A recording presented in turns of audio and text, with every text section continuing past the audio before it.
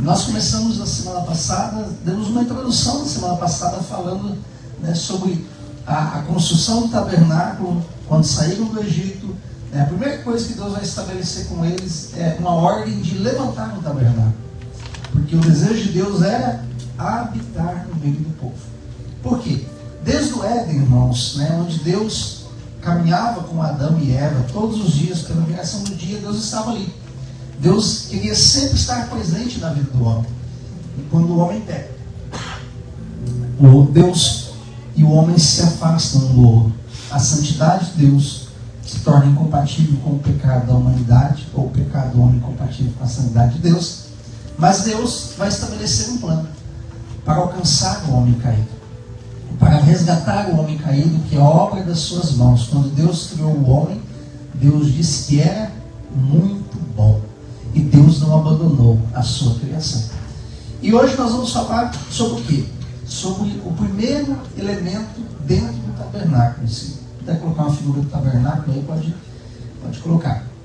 Mas nós vamos falar do primeiro elemento do tabernáculo, que é o altar de sacrifício. Quando Deus ordenou que edificasse o tabernáculo no deserto, irmãos, Deus disse para eles assim: olha, construa conforme tudo o que eu lhe ordenar. Cada detalhe. O homem não podia mudar a cor de um prego no tabernáculo. Do jeito que Deus mandou, deveria ser. Por quê? Você já parou para pensar? Né? Você pega os construtores, alguém que trabalha, né? Todo mundo trabalha aqui. Quando alguém diz assim: olha, eu quero que você vá lá e faça para mim. Eu quero que você faça para mim uma casa, um muro, um step, um jardim, né, que você faça lá um landscape. A pessoa detalha com você o que você quer, uma pintura, né, a pessoa detalha lá o que ela quer, né, e se você faz diferente, é por sua conta e risco, né, assim, quando você faz algo diferente, é por sua conta e risco, né, e por que eles não poderiam construir esse tabernáculo do jeito que eles quisessem? Primeiro, porque Deus estava estabelecendo princípios de fé, princípios da nossa fé. E Deus, a obra de Deus, ela é contínua, né? Você vai perceber que na sua vida é uma obra contínua, né? O dia que você encontrou Jesus, passou-se um tempo, e você vai perceber que hoje você é melhor do que o dia em que você encontrou Jesus. Se for diferente disso, alguma coisa está errada, né? Nós precisamos crescer em graça diante de Deus, em graça e sabedoria. E Deus vai ordenar eles saem do Egito. Imagina um povo que estava há 400 anos dentro do Egito, né? Gerações se passaram dentro do Egito, e agora Deus quer tirar esse povo, separar esse povo por aí, o povo judeu, o povo hebreu. E no caminho, na saída, né, nós falamos que era um caminho de 3 dias, era para eles saírem do Egito, e a caminho de 3 dias eles chegarem na terra prometida. Mas quanto tempo eles ficaram no deserto? 40 anos. No caminho de 3 dias demorou 40 anos. Imagine que Deus tem algo para a tua vida em 3 dias e você demora para alcançar esses 40 anos. Tenta imaginar. A promessa de Deus era de conduzir eles a uma terra que mandava leite e mel, a uma terra boa. Mas Deus vai estabelecer princípios de fé no coração deles. Para quê? Para transformar a vida desse povo. Eles precisavam ser transformados. E a Bíblia diz que o tabernáculo, tudo aquilo que nós vemos no Antigo Testamento, são sombras. Quando você olha o tabernáculo assim, eu falo assim: não é bonito, irmãos? Tenta imaginar o trabalho que deu para construir esse tabernáculo. Ouro, prata, bronze, peles de animais, né, as cortinas em voltas. Tem partes do tabernáculo que são 4 cortinas. O tabernáculo, a porta de entrada, né, nós falamos na semana passada sobre a porta, né, que por que a porta sempre tinha que ficar virada para o sol nascente?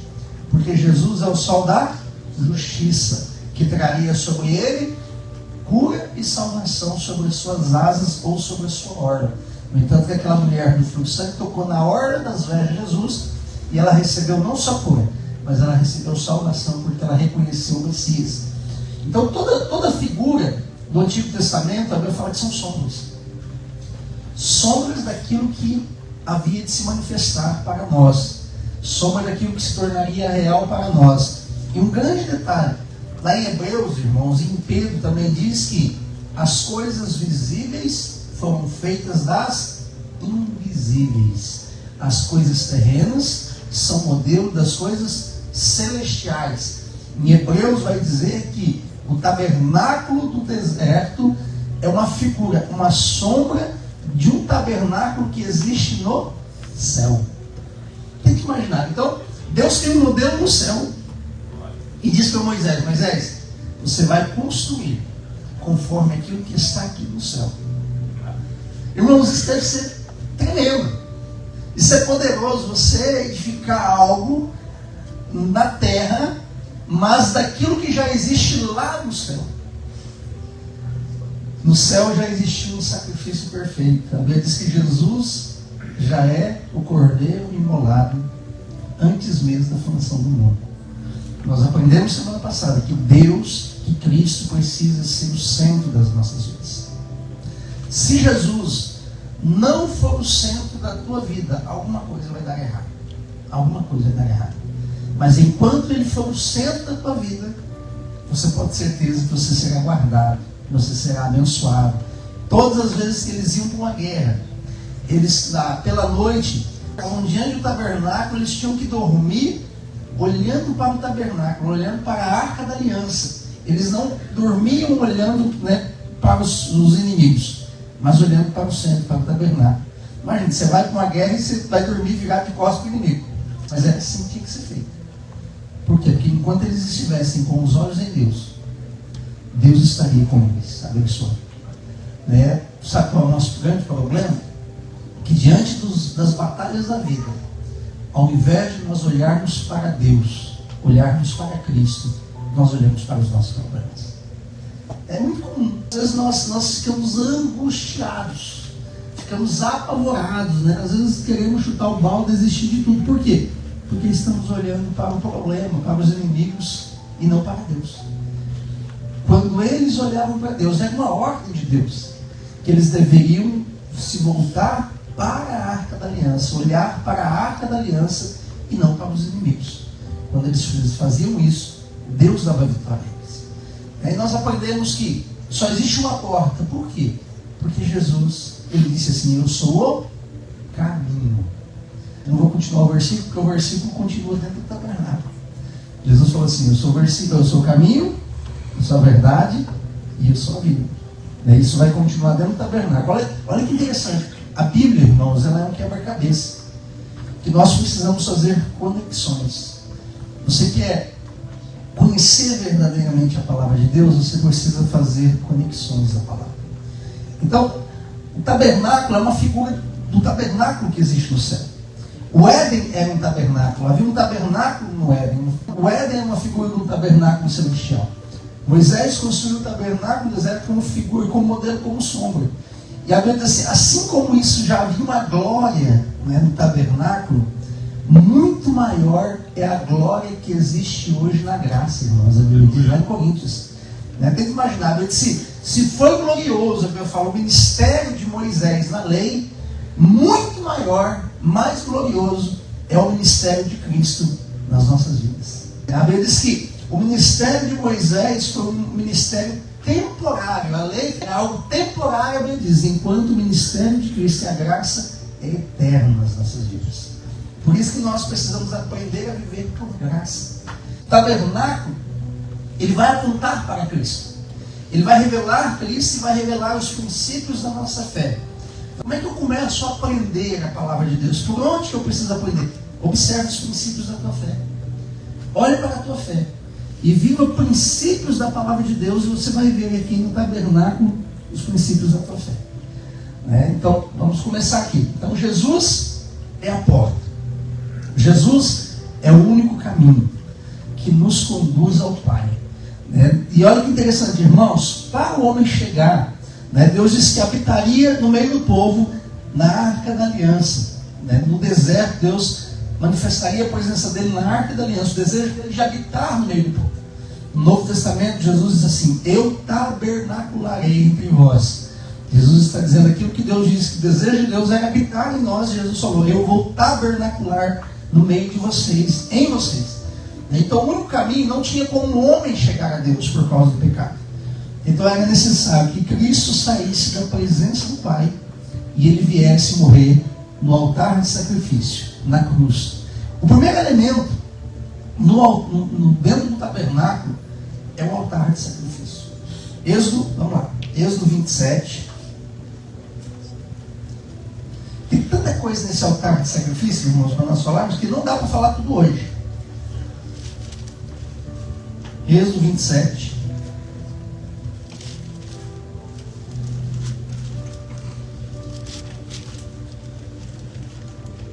O altar de sacrifício ou altar de holocaustos. Diz assim: farás também o altar de madeira de acácia. Por que madeira de acácia? Porque é uma madeira que é muito resistente. Isso fala da humanidade de Cristo, que não deteriora, que Jesus ele não se corrompeu. Farás também um altar de madeira de acácia, 5 côvados será o seu comprimento, 5 côvados a largura, será quadrado o altar, e 3 côvados a sua altura. E farás as suas pontas nos seus 4 cantos, as suas pontas serão do mesmo, e os cobrirás de cobre. Far-lhe-ás também os seus recipientes, para recolher as suas cinzas, e as suas pás, as suas bacias, os seus garfos, os seus braseiros, todos os seus utensílios farás de cobre, porque isso aponta para a justiça, para julgamento, para juízo. Far-lhe-ás também um crivo de cobre, em forma de rede. Far-lhe-ás esta rede 4 argolas de metal, nos seus 4 cantos, e as porás dentro da borda do altar para baixo, de maneira que a rede chegue até o meio do altar. Farás também varais para o altar, varais de madeira de acácia, e os cobrirás de cobre. E os varais serão postos nas argolas, de maneira que as varas estejam de ambos os lados do altar, quando for levado. Oco e de tábuas o farás, como se te mostrou no monte, assim o fará. Nós vamos encontrar vários textos sobre o altar do holocausto. Mas, quando nós olhamos para essa figura do altar do holocausto, o que nós precisamos entender na nossa fé? Todo homem precisava se chegar a Deus. Ele necessitava, ele entendia que havia uma separação, que o pecado separa o homem. Quando nós olhamos a palavra altar, aqui não é a primeira referência ao altar. Nós vamos observar que o primeiro altar levantado já foi lá em Gênesis. Quando? Quando o homem pecou, e ele vai construir para ele vestes de figueira, a Bíblia diz que quando Deus chega, Adão está ali, escondido de Deus, e Deus pergunta assim: Adão, onde estás? Não era Deus que não sabia aonde Adão estava, mas Deus estava mostrando para Adão que o pecado fez com que ele perdesse o ambiente da presença de Deus. E a Bíblia diz que o dia que eles comessem daquele fruto, morreria. E realmente, eles já estavam mortos no Espírito. Eles já estavam distantes de Deus, porque nós nos relacionamos com Deus por meio do nosso Espírito. Eles estavam longe de Deus. E eles precisavam agora voltar para Deus, mas não há como o homem voltar para Deus. O homem morto no seu espírito, a Bíblia diz que não tem como ele buscar a Deus. E aí você pode falar: pastor, mas então como é que um dia eu fui até Jesus? Por que eu aceitei Jesus na minha vida? Deixa eu te falar algo. Não foi você que aceitou Jesus, foi Jesus que te aceitou. E você tem que glorificar a Deus por isso. Por que nós precisamos glorificar a Deus por isso, irmãos? Porque você foi escolhido por Ele.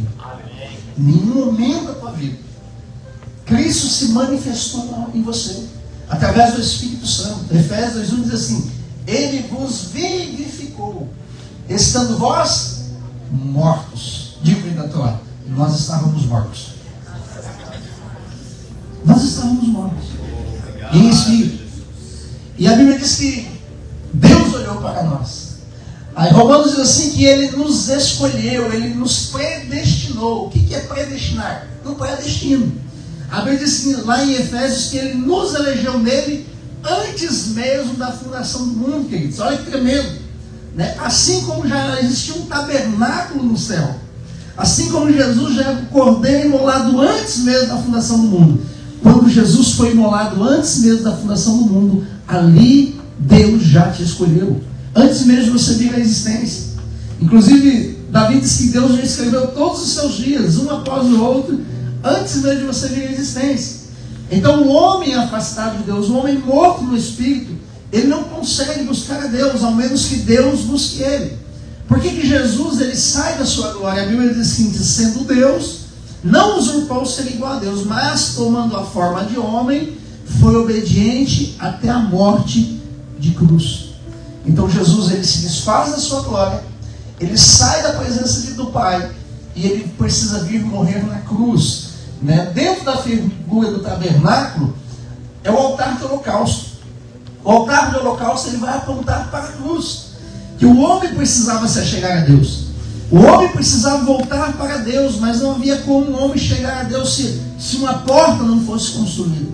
Se Deus não buscasse o homem lá fora, e lá no Éden, Deus vai fazer o primeiro altar. Quando Adão faz vestes, e Deus chega para ele e rejeita as vestes de Adão. Por que Deus rejeitou as vestes de Adão? Porque quem está morto não pode se justificar. Ao menos que alguém justifique. A tentativa de Adão e Eva, quando pecou e perceberam que estavam nus, a pegar folhas de figueira e se cobrir, ele disse assim, Senhor, nós percebemos que estávamos nus, nos escondemos, mas mais ou menos assim, já resolvi aqui o problema, já estou aqui, vestido. Mas quem está morto não pode se justificar. Vestes é para justificação. Quem está morto não pode se justificar.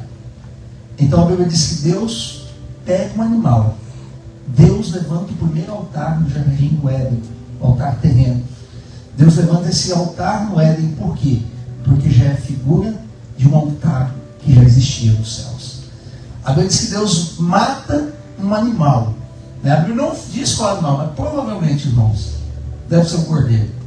Deus mata esse animal, derrama sangue inocente de um animal inocente pela culpa de alguém.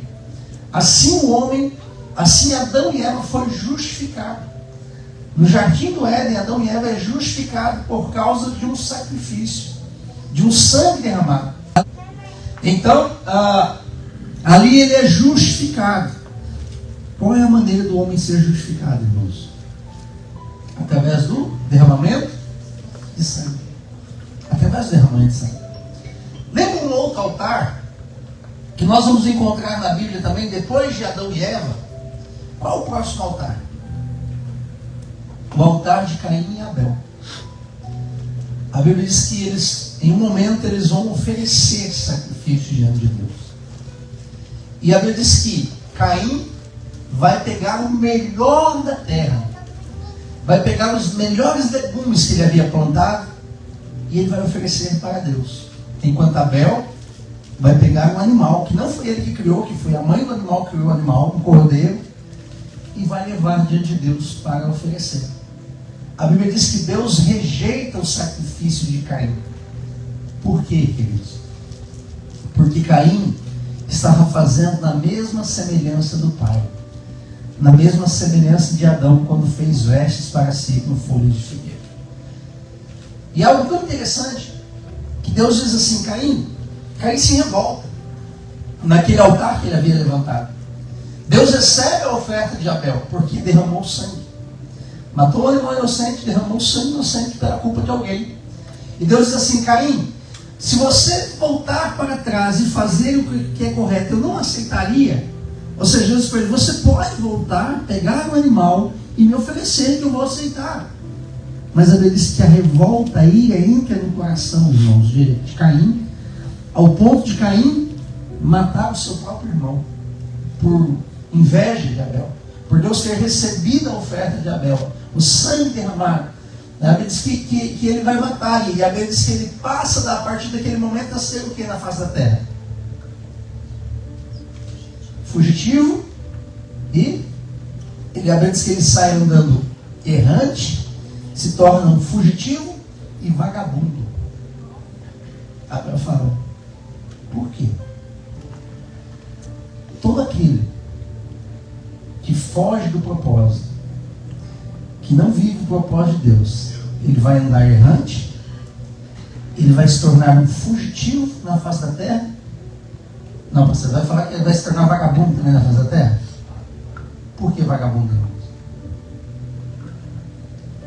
Porque tudo que você fizer fora daquilo que você tem que ser feito, você vive como um vagabundo, porque você não está fazendo aquilo que você deveria fazer. Irmãos, é muito sério. No entanto que Deus não conta os dias daquele que está fora do propósito. Você pode falar assim, nossa, irmão, trabalhei tantos anos no landscape, tantos anos na pintura, tantos anos na pedra, né? Trabalhei tantos anos construindo. Mas se isso não for o propósito de Deus para a tua vida, nenhum desses anos são contados diante de Deus. Nenhum. Se você não viver o propósito de Deus na tua vida, você pode vender 10 mil anos carro, Claudinho. Você pode vender carro. Se você não estiver dentro do propósito de Deus, Deus não conta os seus dias vendendo carro. Olha que interessante isso. Porque você pode fazer o que você quiser, desde que você viva o propósito de Deus na sua vida. Desde que você viva o propósito de Deus. Caim se tornou... E olha que interessante. A Bíblia diz que a geração de Caim construiu cidades. A geração de Caim construiu instrumentos. A geração de Caim trabalhou com cobre e ferro. E a Bíblia diz que é uma geração que não foi contada os seus dias na face da terra. Então, ou seja, se nós não formos justificados pelo sangue de Cristo, nós seremos fugitivos, andaremos errantes e seremos vagabundos na face da terra. Credo, né? Mas é o que a Bíblia diz. Porque quando nós estamos vivendo aquele que não é justificado diante de Deus, pelo sangue, esse está vivendo longe do propósito de Deus. Deus desejou habitar no meio do povo. Deus queria estar no meio do povo para que ele fosse o centro da vida das pessoas. E nós vamos ver que Caim vai fazer do mesmo jeito de Adão. Vai pegar das coisas da terra, né? Adão pega folha de figueira, Caim pega os legumes da terra, e ele ofereceu o melhor para Deus. Mas ninguém pode se justificar a si mesmo, ao menos que ele seja justificado pelo sangue. Esse é o princípio da nova aliança, da eterna aliança, estabelecido por Deus desde a criação do mundo. O que nos justifica, irmãos, é o sangue de Jesus. Você só é perdoado não porque você deixou de pecar, porque você vai continuar pecando todos os dias. Mas você é perdoado porque sangue foi derramado pela sua vida. A Bíblia diz que nós não fomos comprados por ouro ou prata, mas fomos comprados pelo precioso sangue de Jesus. Depois do altar de Caim e Abel, nós vamos ver também mais altares. Antes desse altar de sacrifício, nós vamos ver quando Deus chama Abraão. Abraão também levanta altares. Quando Deus chamou Noé levantou altares também diante de Deus, oferecendo sacrifício diante de Deus. Abraão, a Bíblia diz que aonde Abraão chegava, na cidade que ele chegava para edificar uma cidade, a primeira coisa que ele fazia era levantar um altar de sacrifício para Deus. Ou seja, antes de você fazer qualquer coisa, você precisa colocar diante do altar de Deus tua casa, sua família, seu trabalho, sua vida. Tudo tem que ser colocado diante do altar de Deus. Qual é o nosso maior erro, irmãos? Primeiro, nós queremos fazer coisas, e quando as coisas começam a dar errado, nós corremos para o altar. O caminho correto é ir para o altar. Por isso que a Bíblia diz em Mateus 6,33: buscai em primeiro lugar o reino de Deus e a sua justiça. para que as demais coisas sejam acrescentadas na sua vida. Busque em primeiro lugar o reino de Deus. Quando eles estão diante agora, saindo de dentro do Egito, então Deus diz assim: Moisés, você vai construir um tabernáculo. Deus coloca o Espírito Santo sobre o Bezalel e o Oliabe para que eles sejam os construtores. E cada detalhe precisa ser conforme o coração de Deus para que os princípios sejam estabelecidos na vida do homem e ele possa se achegar a Deus pelos princípios, por aquilo que foi estabelecido. Então eles vão construir esse altar. E o primeiro elemento ali, após a porta, Jesus é a única porta, está ali o altar de sacrifício. O altar de sacrifício, queridos, aponta para a cruz. Dentro dos princípios da nossa fé, a primeira coisa que nós precisamos viver, o primeiro lugar onde nós devemos chegar, é na cruz de Cristo. É no altar de sacrifício. No Antigo Testamento, eles tinham que levar animais para pedir perdão pelos pecados. Conforme o tamanho do pecado, era o tamanho do animal. Se fosse um pecado considerado mais grave, tinha que levar um boi. Imagine quem morava na última rua lá atrás. Tinha que arrastar esse boi, vir para o tabernáculo, todo mundo vendo o pecador arrastando o boi. Deve ser fácil arrastar um boi, né? O cavalo você chama ele vai. O cachorro você chama ele vem. Agora boi, irmãos, você arrastar um boi, imagine, todo mundo vendo, lá vai o pecador. E às vezes quem tinha pecado era a mulher, mas era o marido que tinha que levar. Por isso que a Bíblia diz que o marido tem que dar a vida pela esposa, É nessas horas que ele provava que ele amava a esposa mesmo, A esposa pecou, os filhos pecaram, lá vai o marido com o boi, arrastar o boi até o tabernáculo, ou o cordeiro que seja, ou o cabrito. Agora algo poderoso para as nossas vidas, irmãos. Quando o homem chegava no altar de sacrifícios, que era o primeiro passo. O primeiro princípio para que o homem se achegasse a Deus, ele precisava ali oferecer algo. Ele precisava oferecer um sacrifício para pedir perdão a Deus pelos seus pecados. Não era só pedir de perdão que se fazia nesse altar. Os judeus tinham 17 tipos de ofertas que eles traziam diante do altar. Mas para perdão dos pecados, irmãos, eles levavam o cordeiro. E a Bíblia diz que, tenta imaginar essa cena. Alguém que está arrependido dos seus pecados. Alguém que precisa agora pedir perdão e a figura daquilo que é eterno agora estava ali, um cordeiro, e ele levava esse cordeiro para o sacerdote, o sumo sacerdote. E se fosse você nessa época, se fosse o Bruno levando esse animal para pedir perdão, quando o sacerdote não olhava para você. O sacerdote olhava, interessante. Por que o sacerdote olhava para o animal e não para o ser humano? Por que, queridos? O animal substituía o homem. Ele era o elemento substitutivo dentro do sacrifício. Quem tinha que morrer pelo pecado era o homem. Mas Deus queria alcançar o homem. Então Deus cria uma maneira de alcançar o homem transferindo para o animal o pecado, para o cordeiro.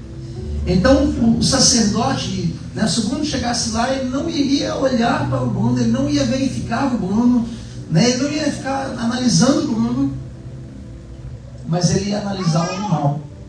Porque a Bíblia diz que o cordeiro, para perdão dos pecados, tinha que ser um animal puro, sem mancha, sem quebradeira, nenhuma quebradura. O animal não podia ter uma pata quebrada, nada. Ele tinha que ser um animal perfeito. Por quê? Para perdão dos pecados, tem que ser algo perfeito. Então não podia nós morrermos. Não podia o homem morrer no altar de sacrifício, porque já era um homem pecador que estava ali, que já era imperfeito. Mas então o sacerdote analisava o cordeiro, e se o cordeiro fosse perfeito, ele dizia assim: ok, agora você pode colocar a tua mão sobre o cordeiro, e nós vamos fazer uma oração, e você vai transferir todo o teu pecado para esse animal. Então ele transferia o pecado para o animal, e o sacerdote recebia aquele santo animal e sacrificava aquele animal no altar de sacrifício. A Bíblia vai nos dizer que Cristo, é o Cordeiro. Lembra quando João Batista estava batizando e Cristo entrou na fila do batismo também? Quando João olhou para Jesus, ele diz assim: eis aí o Cordeiro de Deus que tira o pecado. Eis o Cordeiro de Deus. Ali estava o nosso Cordeiro. Ali estava o Cordeiro que morreria pelos nossos pecados, irmãos. E olha que tremendo, como o Antigo Testamento era apenas uma sombra. Em Hebreus capítulo 9, capítulo 10, nós vamos ler que as coisas da lei, que eram sombras das coisas futuras, não tinham poder para aperfeiçoar, de sorte que todos os anos era necessário fazer sacrifício para perdão dos pecados. Dessa forma, a Bíblia diz que tendo um tabernáculo celestial que é perfeito, foi necessário que o Cordeiro, o nosso Cordeiro, morresse uma única vez para a redenção eterna das nossas vidas. Enquanto nesse tabernáculo, quando eles ofereciam sacrifício para perdão dos pecados, a Bíblia diz que os pecados eram apenas encobertos. Mais ou menos o que? Você levanta o tapete, empurra a sujeira para debaixo do tapete, que a visita está chegando, né? Corre, empurra a sujeira debaixo do tapete. Era assim, os pecados eram apenas encobertos, sendo necessário sacrifício todas as vezes, todos os anos, todos os dias tinha um sacrifício. Imagine quantos animais que morreram. Todos os anos um animal sendo imolado. Todos os dias animais eram sacrificados, para que o homem, o seu pecado apenas fosse encoberto. Deus aceitasse o homem com o seu pecado encoberto. E esse animal todo dia, todas as vezes, o sacerdote tinha que analisar ele para que o homem fosse perdoado ou o seu pecado encoberto. O cordeiro tinha que estar perfeito. Então, se o cordeiro estivesse perfeito, esse homem podia ir embora em paz. Naquele momento ele estava perdoado, até ele ter que voltar para trazer o segundo animal. Mas a Bíblia diz que Jesus morreu uma única só vez, não sendo mais necessário sacrifício para perdão do teu pecado, porque uma vez que ele morreu pelos seus pecados, ele morreu para sempre, pelos seus pecados de ontem, pelos seus pecados de hoje e pelos seus pecados de amanhã. Quando nós realmente nos encontramos com esse amor, quando nós percebemos a grandeza desse sacrifício, irmãos, você não tem vontade de pecar, você tem vontade de viver a Cristo, de saber que Ele foi o Cordeiro que morreu no teu lugar. E por que, irmãos? Por que o seu pecado de ontem, de hoje e de amanhã já foi perdoado? Por quê? A Bíblia diz que Jesus, quando morreu, Ele subiu como o Cordeiro de Deus, e Ele está diante do Pai, não como filho, mas como Cordeiro. Lembra que o sacerdote, ao invés de olhar para o pecador, ele vai olhar para o Cordeiro? O Cordeiro de Deus, que é Jesus, está diante do Pai. Todas as vezes que nós pecamos, Ele está de olho no Cordeiro, porque o Cordeiro está diante dele. E o Cordeiro que morreu pela tua vida é perfeito, é sem pecado. Obrigado. Isso é tremendo, irmãos. Isso é poderoso. Saber que Jesus, ele sai da sua glória. Ele se manifesta na forma de homem e de cordeiro. Ele vai morrer como cordeiro no nosso lugar. Ele vem para o altar de sacrifício. O altar de sacrifício é a cruz. Todos nós, se nós quisermos nos encontrarmos com Deus, Jesus é o caminho. Não existe outro caminho que leve o homem para Deus. Jesus é o único caminho, porque foi Ele quem morreu no altar de sacrifício por você. Em Hebreus capítulo 9, vamos ler lá Hebreus 9. Hebreus 9, Hebreus 10, irmãos, na teologia nós estamos estudando o livro de Hebreus. É poderoso, queridos, o livro de Hebreus. Hebreus capítulo 9, vou ler um texto bem longo aqui para você entender. Diz assim, versículo 1 em diante. Ora, também a primeira tinha ordenanças de culto divino. Qual a primeira? A primeira aliança. Se você pegar o último versículo aí no capítulo 8, o versículo 13, ele vai dizer assim, ó, dizendo-se nova, envelheceu a primeira. Ora, o que foi tornado velho, se envelhece perto de estar de acabar. Está falando da antiga aliança, está falando do Antigo Testamento. E aí o versículo 1 do 9 ele começa a dizer assim: ora, também a primeira aliança tinha ordenanças de culto divino e um santuário terrestre. O primeiro santuário terrestre é o tabernáculo. Eles habitavam em tendas, eles habitavam no tabernáculo, eles construíram templos depois, né? Mas o primeiro deles que o primeiro tabernáculo, que era terrestre, tinham também símbolos, ordenanças de um culto divino, daquilo que era celestial. Porque o tabernáculo estava preparado. O primeiro, em que havia o candelabro, a mesa, os pães da proposição, ao que se chama o santuário. Mas depois do segundo véu, estava o tabernáculo que se chama Santo dos Santos. Então depois do primeiro véu, está o tabernáculo que se chama Santo dos Santos. Olha lá.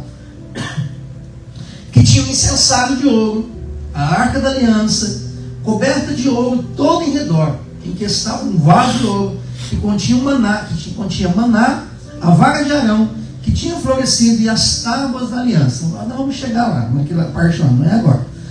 E sobre a arca, os querubins da glória, que faziam sombra no propiciatório, das quais coisas não falaremos agora particularmente.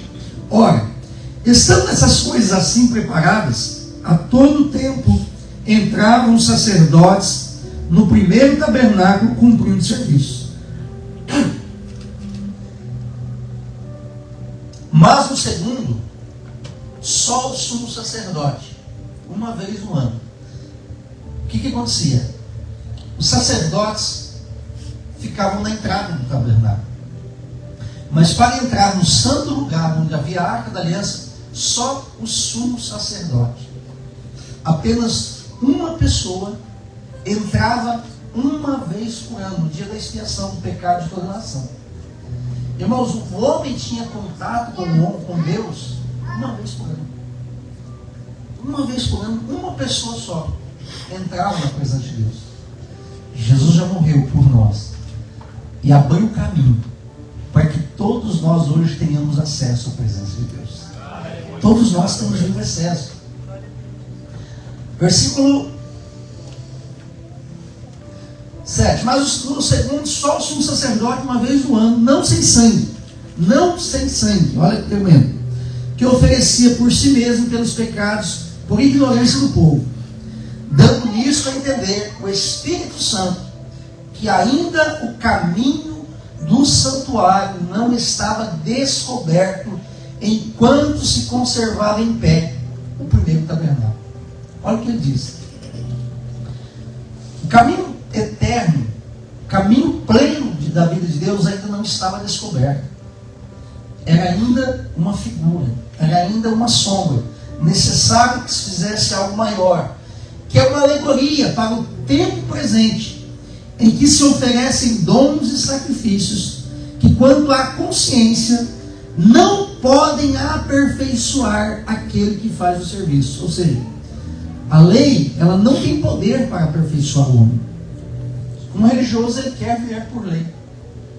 Ele gosta de viver por lei. Mas a Bíblia diz que a lei não pode aperfeiçoar o homem. Por quê? Porque ela ainda é uma sombra. Ela ainda não é perfeita. Então, quando alguém deseja viver por lei, ele vai errar, irmãos, muito mais. Ele vai pecar muito mais. Por quê? Porque ele se torna um religioso achando que ele é perfeito, mas a Bíblia diz que a lei não pode aperfeiçoar ninguém. Necessário alguém muito maior, necessário um sacerdócio maior, que é Cristo. Versículo 10. Consistindo somente em comidas e bebidas e várias abluções e justificações da carne, impostas até o tempo da correção.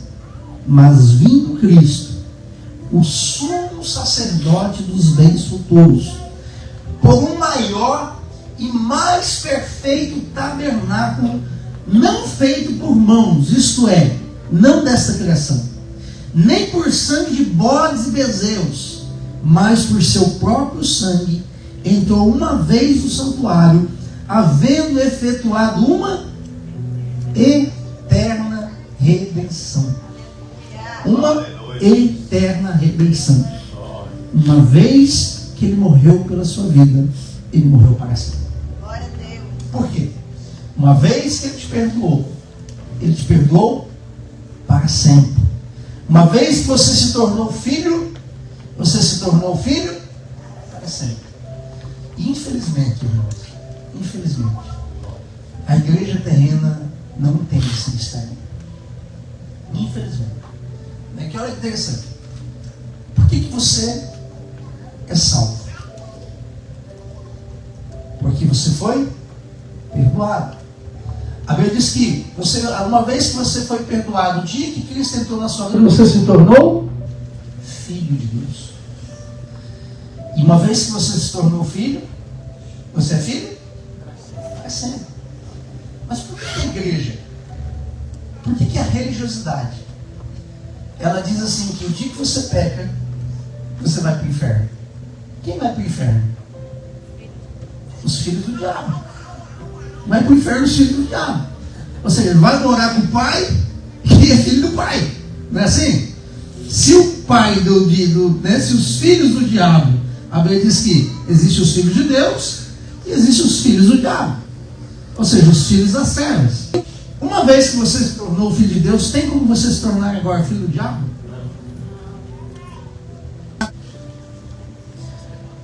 1 Coríntios capítulo 3.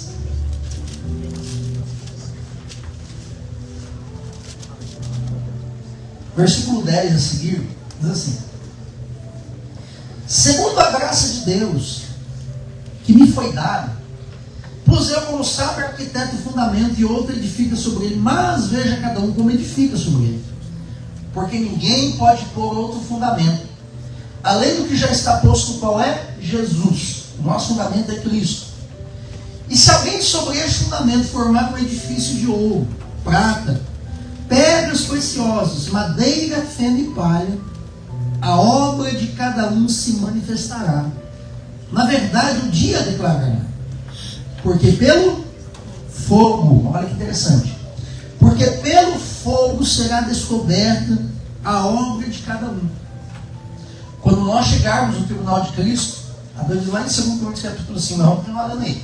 Lá em 2 Coríntios capítulo 5, versículo 10, assim: todos nós compareceremos perante o tribunal de Cristo, para que cada um receba, segundo o que tiver feito por meio do corpo, quer seja bom, quer seja mal. Então todos nós que alcançamos Jesus, que Jesus entrou na nossa vida, nós vamos um dia chegar no tribunal de Cristo. E nós vamos receber segundo o bem ou segundo o mal que nós tivermos praticado. Então ele vai dizer assim: a obra se manifestará, na verdade pelo fogo será descoberto, o fogo provará a obra de cada um. Se a obra, versículo 14, que alguém edificou, nessa parte permanecer, ele receberá o... A maioria das pessoas não sabe o que é galardão, irmãos. Galardão é recompensa. A maioria das pessoas não sabe que tipo de recompensa. A Bíblia fala de coroa da vida, coroa da justiça, coroa de glória, coroa da justiça, coroa incorruptível, que são tipos de galardão. Na parábola das minas, aqueles que multiplicaram, ali está a recompensa. Ele vai dizer assim: você multiplicou sobre 5, você vai governar sobre 5 cidades. Você multiplicou 10, você vai governar sobre 10 cidades. Quando que vai governar sobre 5 ou 10 cidades? No milênio. Quando Cristo vier implantar o seu governo na face da terra. Então a Bíblia diz assim: que se a obra que alguém ficou permanecer, receberá o galardão. Imagina aquela mulher que eu falei, ou seja, 50 anos na presença de Deus, vivendo o propósito de Deus. Aí por um momento não aguentou, estourou, brigou com o marido, foi atropelada, morreu. O religioso até mandou ela para o inferno, falou que ela ia para o inferno, mas quando ela chegar diante do tribunal de Cristo, ela vai receber disciplina ou galardão? Galardão. Por quê? Porque a obra dela de propósito é muito maior do que a obra do erro, do pecado. É muito maior. Então, ela fez muito mais do que o pecado dela. Aí vai dizer assim, no versículo 15: se a obra de alguém se queimar, sofrerá o detrimento. Aqui é detrimento também? 15. Sofrerá o detrimento. Detrimento significa no texto original, sou digno de multa. Esse é o significado. Sou digno de multa, sou digno de dano. Se a obra que alguém ficar se queimar, ou seja, ele aceitou Jesus, mas ele não tem nada para oferecer diante do tribunal de Cristo. Ele não fez nada, não viveu o propósito de Deus na vida dele. Então ele vai sofrer o quê? Dano, vai sofrer disciplina. Mas, olha lá, mas o tal será salvo. Todavia, como pelo fogo. Ou seja, ele vai prestar conta no tribunal de Cristo. A Bíblia diz que ele vai chorar de ranger os dentes. Por quê? Porque ele vai entender que ele poderia ter vivido o propósito de Deus na vida dele. Ele deveria ter entendido que Cristo morreu por ele na cruz do Calvário. Ele aceitou Jesus, mas ele não viveu o propósito. Então ele vai ser disciplinado. Ele vai prestar conta dos seus pecados. Tem um texto lá, irmãos. Olha que interessante. Outro texto que já vem. Vou falar esse texto para vocês. Lá em Zacarias, capítulo 3. Abre Zacarias, capítulo 3. Já que nós estamos falando da disciplina, né? Já sai do altar de sacrifício, já vamos para a disciplina e disciplina. Zacarias capítulo 3, irmãos. No milênio, quando nós formos disciplinados, né, a Bíblia diz que hoje o diabo nos acusa de dia e de noite diante de Deus. Olha que interessante. De dia e de noite o diabo mostra o teu pecado. Ele quer mostrar o teu pecado para Deus. Mas, da mesma forma que de dia e de noite o diabo está acusando o teu pecado diante de Deus, de dia e de noite o teu cordeiro, que foi o sacrifício para perdão dos seus pecados, também está diante de Deus. Também está diante do Senhor. O cordeiro está lá. Para aquele que crê em Jesus, o cordeiro já está lá.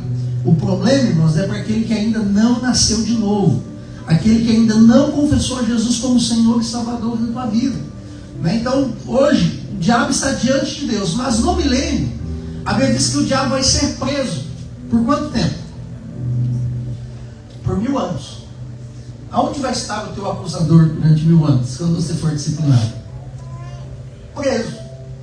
O diabo vai estar preso. O diabo não tem poder de te acusar, não vai ter como acusar o salvo diante do tribunal de Cristo. Por quê? Porque ele já está preso. Ele vai estar preso por 1000 anos. Ou seja, diante do tribunal de Cristo vai estar o teu advogado e o teu cordeiro. A Bíblia diz que ele é o nosso advogado. Ele diz assim: filhinhos, não pequeis, mas se pecarmos, temos um advogado diante do Pai. Jesus é o teu advogado, ele é teu cordeiro, né? E ele é o teu juiz, né? Ele está diante do Pai. Agora, aqui em Zacarias capítulo 3, você precisa entender essa passagem, ler de que maneira? Vamos ler aqui. Você precisa ler dentro dessa palavra no passado, no presente e no futuro. Né? A palavra de Deus é assim, ela se aplica no passado, no presente e no futuro. Então aqui está assim, Zacarias capítulo 3. E ele me mostrou o sumo sacerdote Josué, o qual estava diante do anjo do Senhor, e Satanás estava à sua mão direita para lhe opor. Mas o Senhor disse a Satanás: o Senhor te repreenda, ó Satanás. Sim, o Senhor que escolheu Jerusalém te repreende. Não é esse um tição tirado do fogo? O que Deus está falando para Satanás? Esse homem aqui que você está querendo apontar os pecados dele, não é ele já um tição tirado do fogo? A Bíblia diz que nós iremos passar pelo fogo. Né? Então, ou seja, se a obra que alguém edificou se queimar, vai sofrer um dano. Ele vai se tornar um tição. Ele vai passar pelo fogo. Ele vai ser disciplinado. Ele vai receber disciplina. Vai chorar de ranger os dentes. Né? Então ele vai ser disciplinado. Não é esse um tição tirado do fogo? Josué, vestido de vestes sujas, a ponto passado, estava diante do anjo do Senhor. Então respondeu o que estavam diante dele, dizendo: tirai estas vestes sujas. Vestes, roupas, obras, tira dele as vestes sujas, ou seja, ele vai ser disciplinado. Tirai dele as vestes sujas. E a Josué disse: eis que tenho feito com que passe de ti a tua iniquidade, e te vestirei de vestes finas, de vestes limpas. Você foi perdoado. Jesus morreu. Quando Adão pecou, Deus não aceitou a veste dele. Deus pegou a veste animal, que aponta para a veste de Cristo, e colocou em Adão. No Novo Testamento diz que nós devemos nos revestir de Cristo, nos vestir dele. Olha lá, vestes finas. E disse eu: põe-lhe uma mitra limpa sobre a sua cabeça. E puseram uma mitra limpa sobre a sua cabeça, e vestiram de roupas. E o anjo do Senhor estava em pé. E o anjo do Senhor protestou a Josué, dizendo: assim diz o Senhor dos exércitos: se andares nos meus caminhos, se observares as minhas ordenanças, também tu julgarás a minha casa, e também guardarás os meus atos, e eu te darei livre acesso entre os que estão aqui. Ouve, pois, Josué, sumo sacerdote, tu e os teus companheiros, que se assentam diante de ti, porque são homens portentosos. Eis que eu farei vir o meu servo, o renovo. Quem é o renovo? Cristo. Cristo é o nosso renovo. A Bíblia diz que o reino de Cristo vai ser um governo de equidade, um reino justo. Ou seja, se for 10 dias, 10 dias. Se for 50 anos, 50 anos. Mas a Bíblia diz que aqui esse sacerdote agora, quando ele já está no tição tirado do fogo, é porque ele já passou pela disciplina. E aí, irmão, se Satanás estará preso durante o milênio, ele não vai ter como te acusar. A Bíblia diz que no final do milênio ele vai ser solto por um pouco de tempo. Aonde que ele vai? Diante de Deus. Quando ele chegar diante de Deus para acusar você do teu pecado, se você foi alguém disciplinado, não foi alguém que tinha obras para reinar, mas alguém que tinha que ser disciplinado, quando Satanás chegar diante de Deus para te acusar, o que ele vai ouvir de Deus? Não é esse um tição tirado do fogo. Ou seja, ele já foi perdoado, ele já prestou conta da sua disciplina, ele está vestido de vestes limpas. Ou seja, uma vez que você é filho de Deus, você é filho para sempre. Porque o teu cordeiro morreu no altar de sacrifício para uma eterna redenção. Não foi para meia redenção, foi para uma eterna redenção que Cristo morreu no seu lugar. Amém? Eu quero orar por você. Eu quero orar pela tua vida. Queridos, olha a seriedade. Se nós quisermos chegar a Deus, primeiro nós precisamos ir para a cruz. Eles tinham que ir para o altar de sacrifício, com o coração contrito, com o coração quebrantado, arrependido dos seus pecados. Você quer viver um tempo novo na tua vida? Você precisa ir para o altar de sacrifício. Você precisa ir para a cruz. Você precisa confessar a Jesus como Senhor e Salvador da tua vida. Porque Jesus é o único caminho. Ninguém vai ao Pai senão por Cristo. Deus foi tão misericordioso, irmãos, que Ele poderia ter sentenciado a humanidade. A humanidade, todos nós deveríamos ir para o inferno. Mas a Bíblia diz em Isaías, capítulo 53, versículo 12, que Ele levou sobre Ele o pecado de muitos. E você foi escolhido. Você foi escolhido para uma eterna redenção. Ele te escolheu antes mesmo da fundação do mundo. Nós éramos pecadores, estávamos sentenciados. A Bíblia diz que Jesus, ao morrer naquela cruz, no altar de sacrifícios, Ele ressuscitou. E o fato dele ter ressuscitado, Ele venceu a morte e o inferno para nos dar livre acesso à presença do Pai. E todo aquele que se achega a Ele agora, reconhecendo Ele como Senhor, como Salvador de sua vida, esse alcança a vida eterna. Porque Jesus é o caminho, Jesus é a porta que nos conduz ao Pai. E Ele quer nos levar diante do Pai. Ele quer nos colocar diante de Deus. O primeiro passo da vida cristã, o primeiro passo da fé é reconhecer Jesus como Senhor e Salvador. Nós queremos ser abençoados por Deus. Nós queremos viver o melhor de Deus, mas precisamos reconhecer que Jesus morreu no nosso lugar. Que Jesus é o Cordeiro imolado antes mesmo da fundação do mundo. Ele é o Cordeiro de Deus que tira o pecado do mundo. Aleluia. Ele derramou o seu sangue para que eu e você tivéssemos vida de Deus.